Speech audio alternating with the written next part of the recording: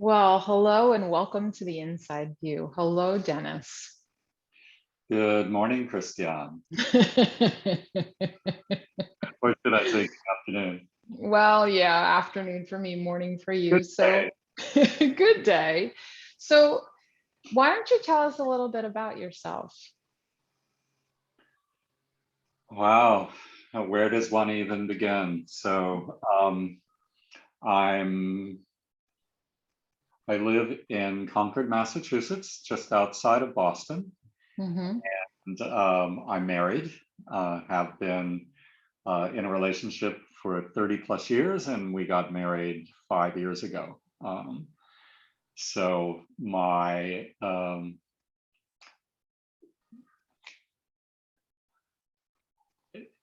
my relationship with my husband is probably the single most important relationship that I have outside of the relationship I have with myself. Um, Separate but equal is how I like to think of it. I have had multiple careers over my life in several different disciplines. And I currently work at Harvard and in an IT organization in a human resources role. So I do a lot of individual conversations and work with people, um, mostly in the areas of opening up their own possibilities in terms of uh, their relationship to how they live their lives and how that gets expressed through primarily through their work. But I also work with people to connect with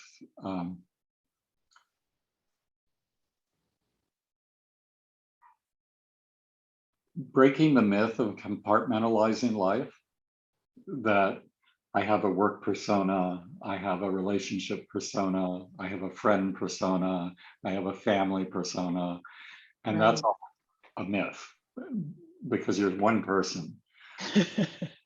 So that's really a mental construct. Um, so I gently work with people to pull out parts of themselves that they may not be able to see, that show that, and that's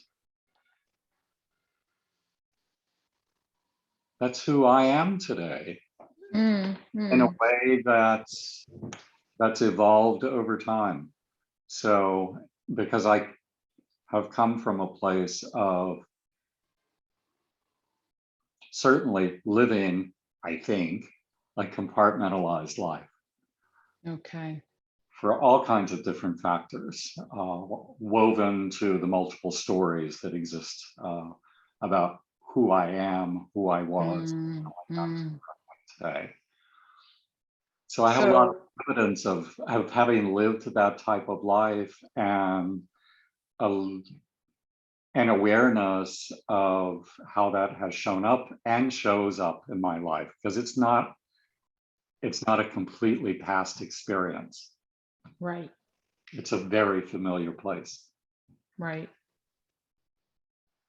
So, you and I um, formed a friendship prior to you showing up to do any work with the space body mind consulting. Um, and what enabled you to you know take that step?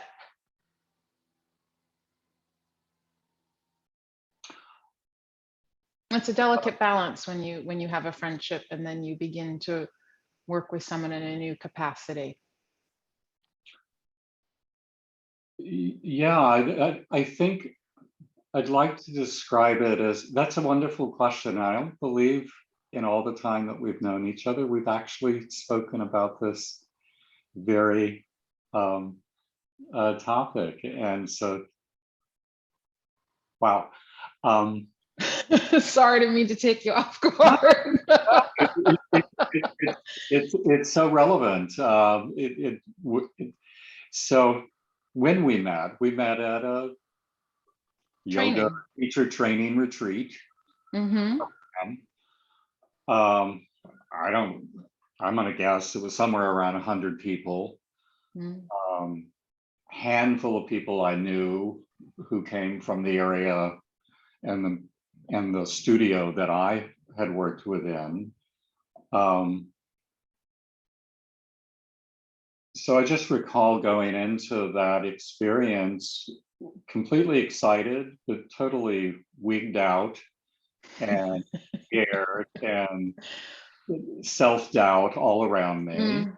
And Mm. um, I think we met at the first lunch, and there was a spark between the two of us that was like, wow, there's something really here. I've known this person for a long time, even though I've never met you before. It was just one of those, you know, I've seen it's happened every once it's a rare occurrence, but when it does happen, it's kind of like, whoa, it really is a um, sorry to use this kind of reference, but I kind of think of it as a dope slap moment. Right. It just kind of jolts me out of, it really draws my attention to being, you can't be more present than you are in that very moment. Right. So Right. there was just this connection, and it didn't dissipate, it didn't fade. It just grew kind of naturally throughout that entire week that we were Mm-hmm. together amidst all of these other people. Mm-hmm. Mm-hmm. And I do recall that as we came to the end, we didn't want it to end, and we promised that it would continue. Right. And it didn't. So it kind of dropped off after Right. a few weeks, a few months, a couple of phone calls, I think. Um, and we hadn't really been in any kind of connection for, I think it was around 4 years, maybe 5. Yeah. More or less. Yeah. And in the meantime, I was a frequent traveler to Italy. Uh, Mm-hmm. my husband used to live in Italy, and I was studying Roman and Greek history. Um, so I would use courses that I took as preparation for vacation, because then I visit the very places that I had been studying. Right. Right. And Right. this was a wonderful opportunity and period of time for me. And then we were making a plan to come to fly into Milan to visit some friends on the coast in Liguria. And I remembered that you lived in Como, just outside of Milan. And I'm going, oh, it's been so long. What do I do here? Yeah. Um, and it didn't take me too long to say, well, the worst that can happen is you reach out and it just falls flat, or you Right. reach out and you just figure out a way to connect while you're there. Right. And so I did the latter. I just reached out, and we made the connection, made arrangements to meet for lunch in Como, and um, we drove over from Liguria, and it was a repeat of the experience that I had had from 4 years before. It was as if we had just seen each other the day before.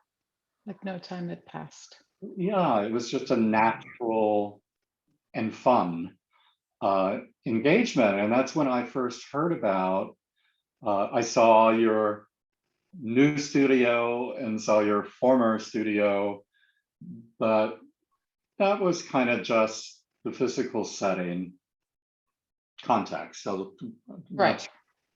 it was interesting, but that wasn't the most important aspect of our our connection. But you shared that you were about to begin this new program like 2 weeks later.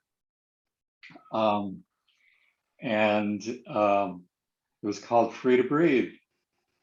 And as you described it, I'm sitting there going, I've been searching for something like this forever. I've been a training junkie when it came to the yoga world. There was not a workshop, there was not a program that I had not enrolled in as a way of, I don't know, filling up a need that I was aware that it wasn't, I wasn't satisfied, that there was something more than just getting on a mat and exercising. Mhm. That because I was starting to make connections within myself that really broadened my experience, and some of those connections were really exciting, and some of those connections were what I thought was weird. Yeah. And then there were situations where I was totally freaked out Yeah. because I was tapping into parts of myself that I had walled off before, Yeah. that it was scary to go there. And I was afraid I would completely fall apart if I allowed myself to go there. Despite having many, many years of therapy and lots of different work, and had been in active recovery programs from addictions for many, many years at that point. But even so, I was just emotionally rigid. And as you were describing the Free to Breathe program, it was like, I don't know how this is even going to be possible to do, but I've got to be there. And I didn't share that in the moment at all in that conversation. And No, you did not. I could not, that was a thought that came in there and I set it aside. I'm going, that's ridiculous. There's no way that can happen. And then it came back. And then I'd find some other reason to set it aside and go, okay, Right. okay, you think whatever you want, but stay here in this conversation. So I'm having this internal dialogue. And then we get in the car to drive the 3 hours back to the coast, and I'm silent for at least a good hour and a half, because the thought keeps coming back, and I'm looking at it and analyzing and coming up with reasons why, well, that doesn't make sense, or then, well, why is this so important to you? What is it that's and I have to say, leading that is the vibrancy of the connection that I had experienced with you had been retriggered. Triggering is probably the wrong word, but it reconnected to me in a way that was like, don't ignore this. These kinds of connections aren't all that frequent. So I thought. I don't necessarily believe that anymore, and perhaps we can talk about that later. But anyhow, I finally spoke up and asked Jim, my husband, I said, you know, if I don't know if this is going to be possible to do, so I don't know what my work schedule is exactly. I don't know about the logistics of the travel. However, if there's a way for this to happen, I want to come back in 2 weeks, and I want to take part in this program over the weekend. So fly back to the United States and then fly back to Italy for a weekend. Well, yeah, because I think that we had the lunch on a Thursday, and Jim and I were leaving Italy on that Saturday too. Right. to go Right. back to People my do this every day, right? right. And I think back now on that moment and realize how irrational and um, impulsive that decision was. And I had always considered myself to be very rational and very deliberate and blah, blah, blah, blah, blah, whatever. Um, so he was okay. And as if I really wanted to do it, then it was my choice. He was And as soon as we got back, I got onto my computer and I looked, my schedule was clear. I looked at flights, and flights were available and reasonable, I'll just say. And I said, okay, I'm going to book my flights. And I do recall in the moment that you had described something about an interview process for the program. And I went ahead and booked all of my stuff. And then I think I I don't recall if I called you, texted, or emailed, but I think I just told you I was coming, and maybe I asked if I passed the interview, Hmm. something like that. But Yes, exactly, and I exactly. came back 2 weeks later, and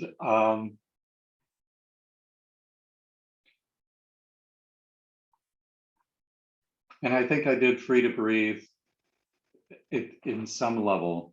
I believe it's 11 times. Well, you participated one time and then you came back to assist and support, right? Yeah, but And as an assistant, you still live through the program, but one is right, only allowed to enroll in it one time. that's true. So fast forward to today, Yeah. right? And you look back on this moment and it seems like a bit of a fairy tale in the way you describe it, like, and you found yourself, you just described yourself as uh, I know myself to be a very rational person, and it seemed irrational. It was just a new way of doing things, not necessarily irrational. It was just off the cusp. You felt called to it. You took the jump. There must have been some level of trust in our friendship for you to listen to that. I would assume. I don't love to assume, but that's what I'm Mm. getting from what you're sharing right now.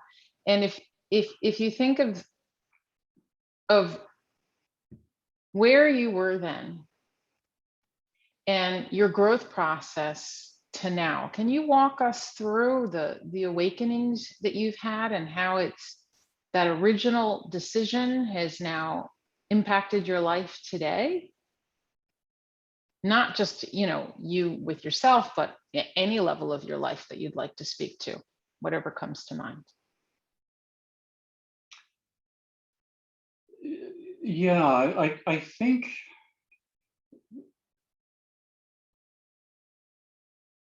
that too is a great question.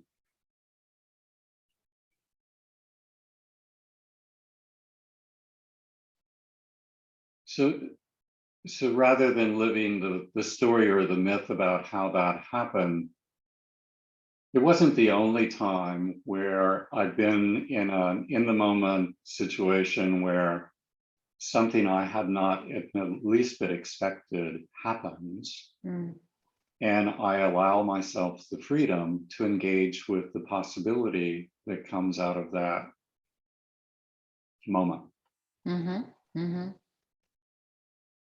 Now I think of myself that, and I've watched myself sometimes in the moment, Mm. more often in reflection after the moment has already passed, as I see how I've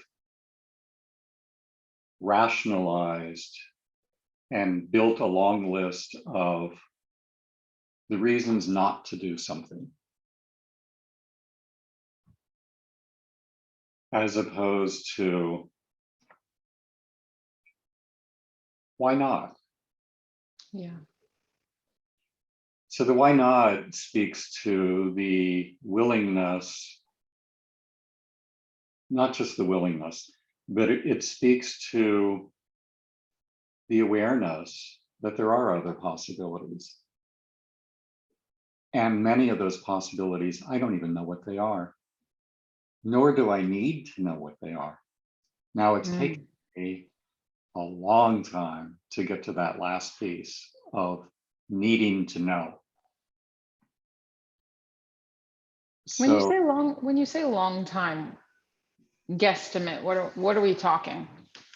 well, I think we're talking all the way back from um, certainly that first Free to Breathe, so 2014. So we're talking at least, the 7 years of actively being engaged um,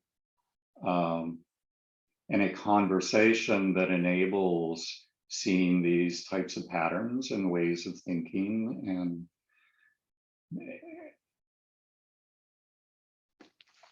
but I'd been on that journey even before you and I even met in 2000. Exactly. I'd been Hmm. on that search. I still have bookshelves full of all kinds of different self-help things. Right. So I've been on a journey to answer what's it all about? Right. Why am I here? What am I not happy with in my life? And how do I navigate around that? And how do I get out of that place? Just tell me what to read, tell me what to think. And so tried lots of different things. And I don't regret any of them. All of those were just part of living life. Yeah. But I think the biggest changes for me have happened in the trusting life to allow for seeing possibilities Hmm. and knowing that I actually do have a choice of I can continue to stay within a safe place Mm. or the familiar patterns of my life, Hmm. or normally engaging with someone or others Right. on a more open-ended journey. Mm. Mm. Mm. So you're a very busy man, and you have a very successful career. You have a wonderful home life that you just described. Your relationship to your husband is of extremely high importance, and that takes time and energy. So my question for you would be, the work that we do is like a slow shift within oneself that takes time. It's not immediate. It's not a magic blue pill that you swallow. There's no magic wand that anyone, sprinkles over your head and goes poof, it's all done now. Be well, right? Like you've so how is it that and what is it perhaps that um gave you I would call it gumption, to continue to engage, to travel internationally, to use your precious time, your energy, your hard-earned money to continue to stay in this process?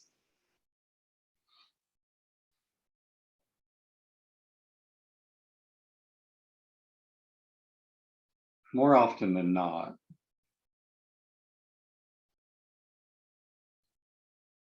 so this has been really, really gradual and slow. So it is very slow, but I've, and this may even sound weird too, is I follow my body more than I follow my mind now. Hmm. Um, and when I'm in a moment, either through self-reflection as I'm looking at my own life in some ways, Right. or I'm just sitting out on the backyard and listening to the birds or watching birds, and something gets, whatever, Mm. thoughts flow through.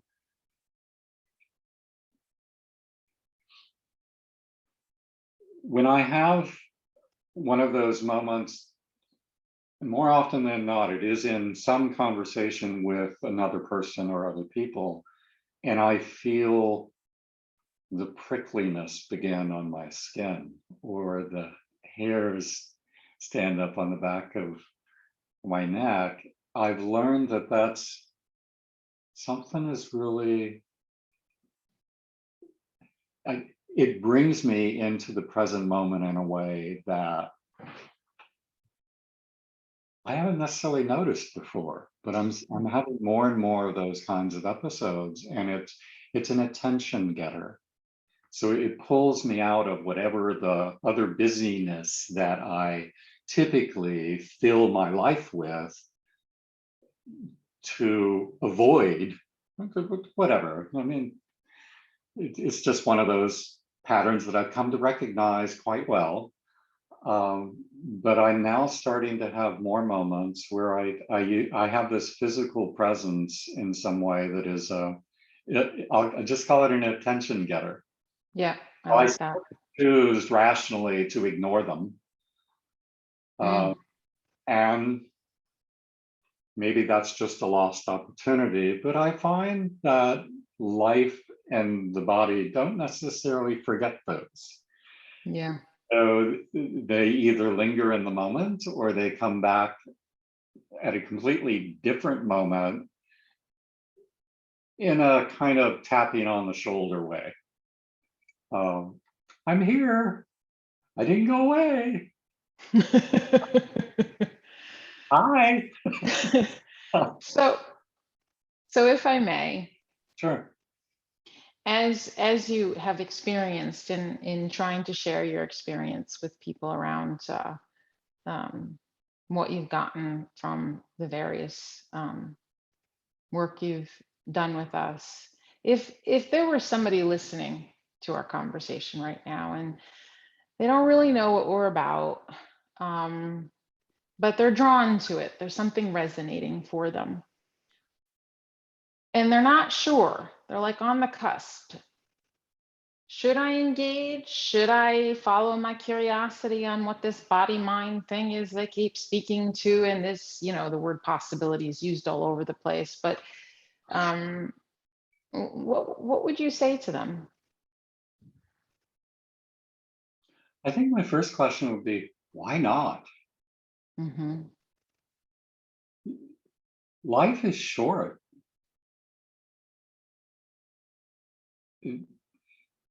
What do you have? What do you really have to lose? Mm. Um, and and and I've always been one of those balance sheet kind of person. When I'm making a decision, um, is what are the pluses, what are the minuses, um,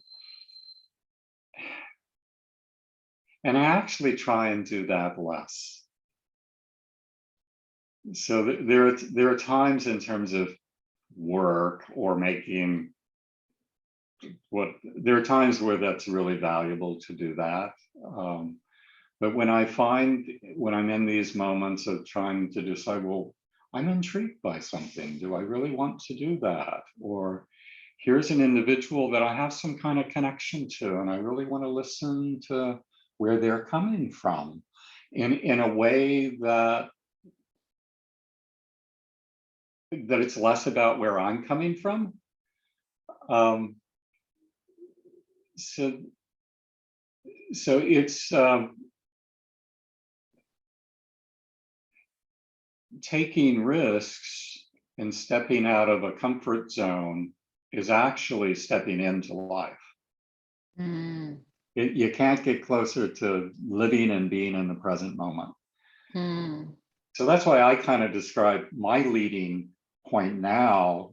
I've always I've always operated from, I'm the smartest person in the room and I can figure out what I need to do. So I've always led from my mind. Right. That's not gone, but I would have to say it's probably pretty equal that I am, my attention is more riveted from my body and from the present moment. So I have the And past that I can refer to. The past has brought me to where I am now. And I pay attention to what's going on for me right now. And in many ways, that's a good place to be making a decision about, to answer that question of why not. so would you consider that you where you're coming from is a new place of listening? Oh yeah, for sure. Sure. Okay. I've had to So learn in life the lesson, just because you think it, you don't have to say it. That's been a really, really tough lesson to learn. that's a little nugget of wisdom right there. That's a tough one. But I've had lots of opportunities that as I've practiced with that listening, that it creates opportunities or that I never would have expected or known about before. They wouldn't have been allowed to exist in my world Right, because I wasn't even open to them right, or aware of them. right, right. So when you we're talking about your first coming over for Free to Breathe, and you had come to visit in Italy, and you saw the studio spaces, and now we are full in virtual, online only, for multiple reasons. In a sense, we closed our physical doors, but we opened our doors to the world, and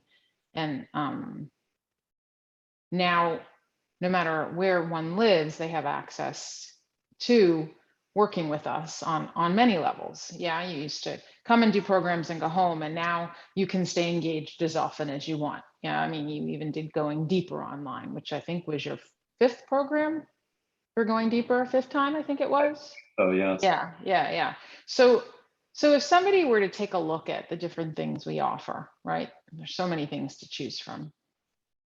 What would you suggest they start with? Ooh, wow.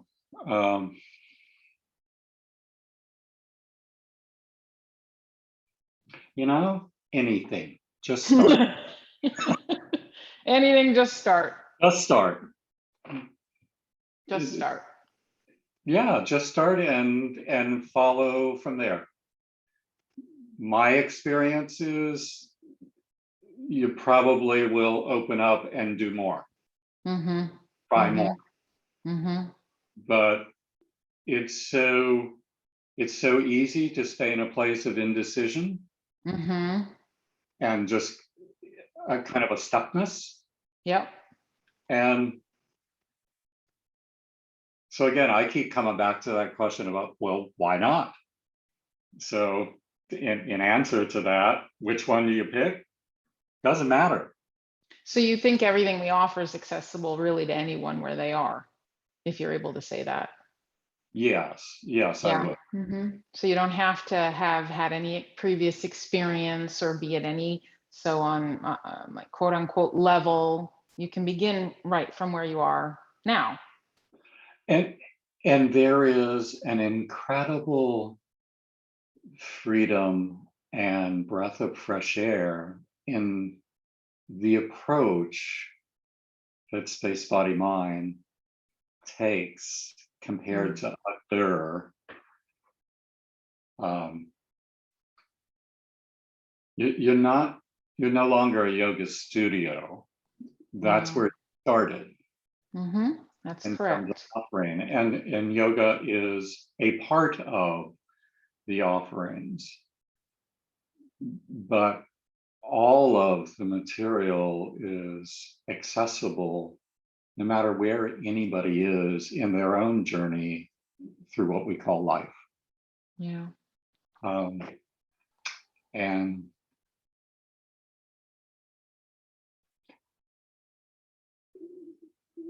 that's a precious gift that everybody can partake in. And that's why I say, just start anywhere. Start anywhere. Start anywhere, because you will connect to that spark. All right. So, as you are very well aware, we are very much a group of people that believe that we walk by each other's side. There's no one in the know that knows all, right? And so I want to give you an opportunity, since you've been so gracious to carve out time and space during your day to share your experience, to ask me a question.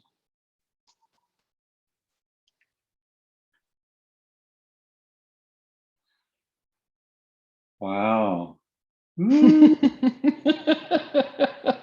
Mindful, my friend.